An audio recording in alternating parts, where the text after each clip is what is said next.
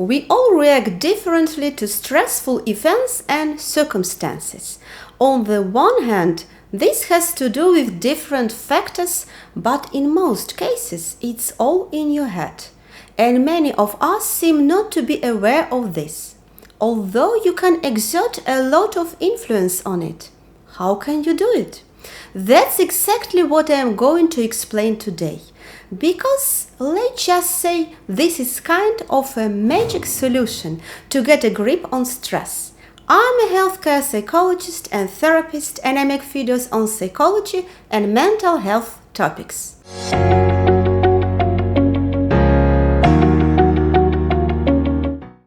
You experience the world through your senses: sight, sound, touch, smell, and taste.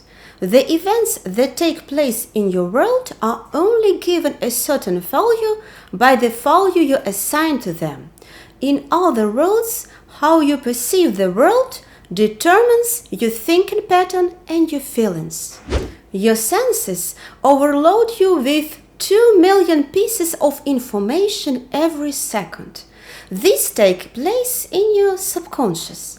Your consciousness can only handle 5 to 9 pieces of information at any given time, so quite a bit of information is filtered out. These filtering processes is colored by your values, memories, upbringing, different experiences, and by your cultural and social backgrounds. Only the information that your filters are tuned into will be let in. Let's say these are your glasses. Your glasses determine how you perceive the world and events. This means all of us perceive the world from our own perspective. In other words, these glasses are colored by your own beliefs. The point is that people assign a different truth to the same thing or event, depending on their glasses. These glasses provide a certain thinking pattern, and this thinking pattern in turn creates a range of emotions and behavior. And these emotions and behavior can contribute to your life in both positive or negative sense. So you are actually not upset by the event itself, but by the value you assign to it based on your beliefs.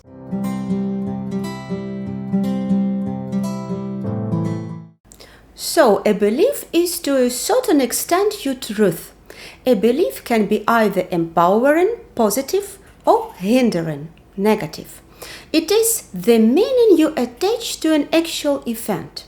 All these beliefs together direct your emotions, and your behavior is guided by the emotions.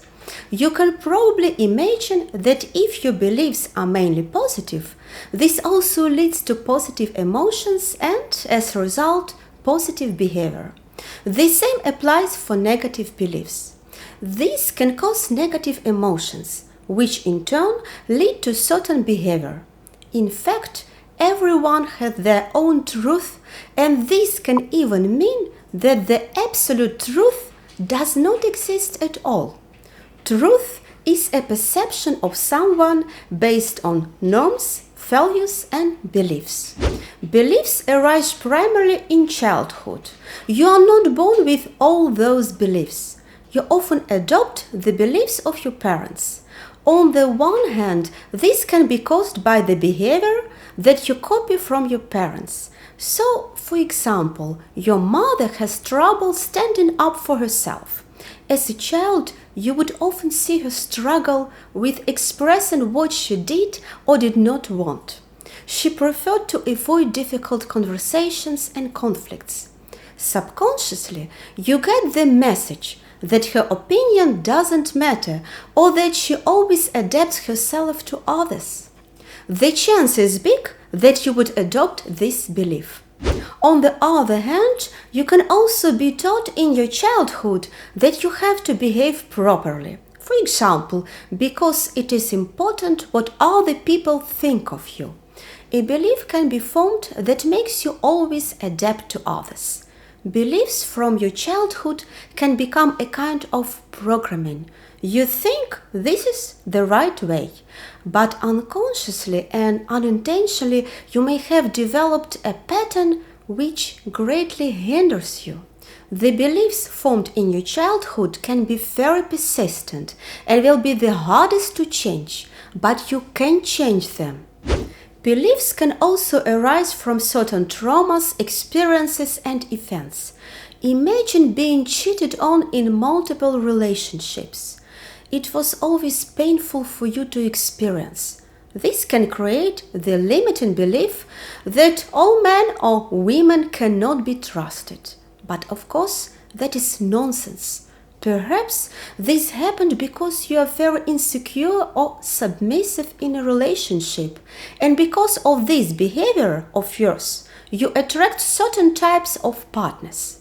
In any case, relying on this belief can lead to certain feelings, insecurity, and behavior, distrust. Finally, there are also beliefs that are created by our culture, religion, or the environment where we were born or raised. Good thing is that you can change your beliefs. If you change your belief, you will also be able to change your behavior sustainably.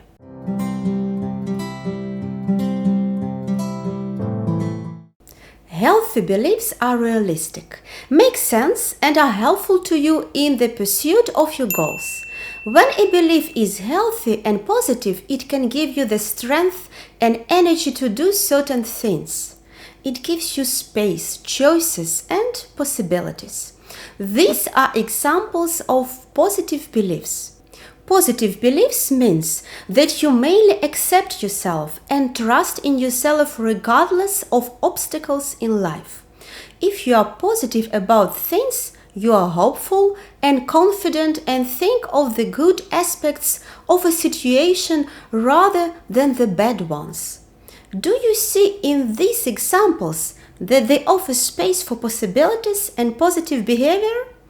And most importantly, no stress. Healthy beliefs doesn't always mean you don't feel negative emotions, because they accept the reality of what has happened, what is happening, and what could happen, whether you like it or not.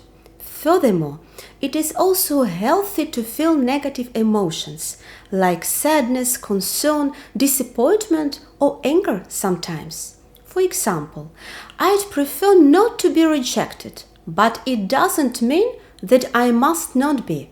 Or, if I am rejected, it would be difficult, but I can tolerate it. Healthy negative emotions like concern and sadness are opposites to anxiety and depression. Anxiety and depression are provoked by unhealthy beliefs. It is healthy to believe that we, other people, or the world are fallible or imperfect. That makes sense and promotes psychological well-being, because acceptance of self is not dependent on conditions such as approval or love. You judge what you do rather than who or what you are. Like, I don't like the fact that I can be rejected, but I accept myself unconditionally.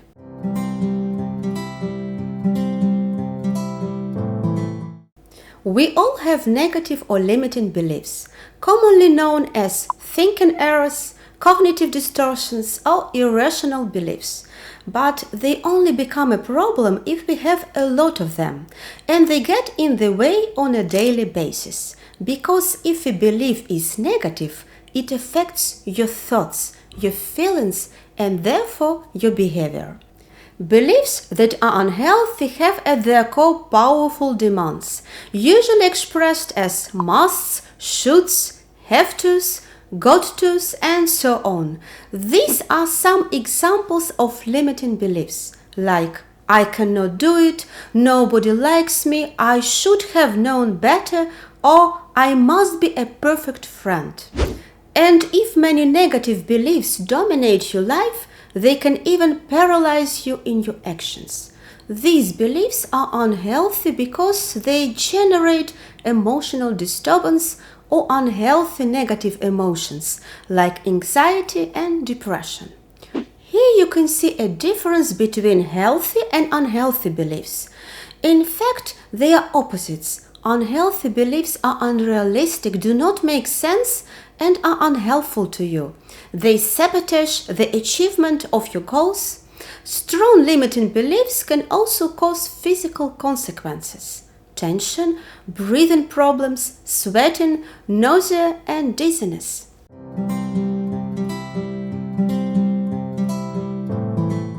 And now, let's look at a couple common negative beliefs. Many think they are not smart enough to do anything. Do you recognize this? Have you ever been so afraid of failing at something that you decided not to try it at all? This belief holds you back, and it's like you can't go any further. But is it true that you are not smart enough? Or have you simply not learned the skills yet? Because you don't have to have a degree at a university to be a good manager or to start your own business. Your education is also not important to be a nice parent to your children. So start listing out the ways those things are holding you back.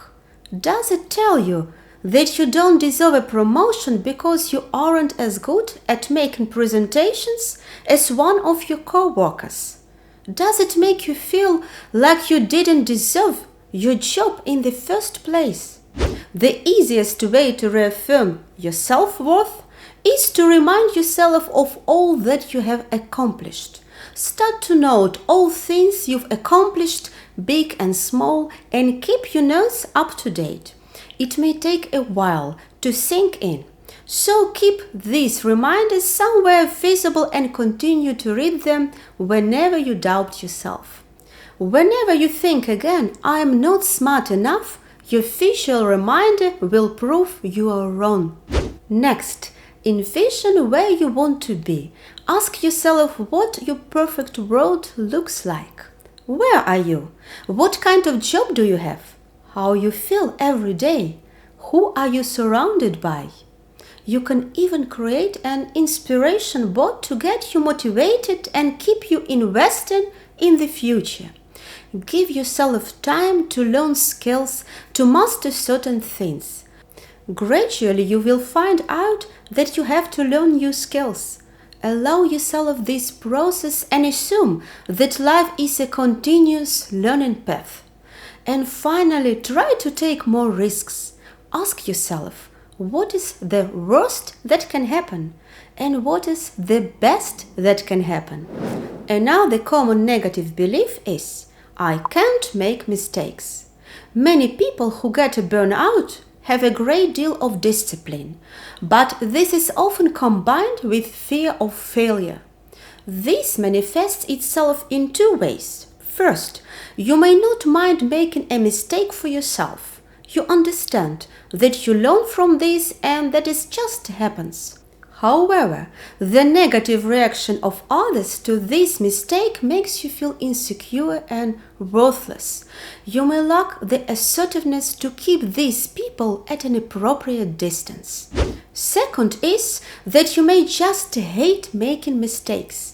You just don't think the mistakes you make are necessary and you expect yourself to just do it really well. This often manifests itself in a judgment towards others who have an easy life in your opinion. Maybe you're thinking that they bend the rules. Do you have such judgments about others? First, take a look at the judgment you have about yourself. If you don't allow yourself to make mistakes, think about what you would have learned in your life if you had never made a mistake. Making mistakes helps you to achieve your development. Take the example of a child learning to walk. What would have happened if the child had stopped learning to walk after trying 10 times because he didn't like to fall? Keep reminding yourself that thoughts do not always reflect reality. Sometimes we need to train our thoughts before they ring true. Share your feelings with loved ones, especially if they have gone through a similar experience. Lean on others for support and support them too. I hope you enjoyed this video. If you did, give it a thumbs up. It really helps the channel a lot. Don't forget to hit that subscribe button and the notification bell before you go. Thank you very much for your attention. See you next time.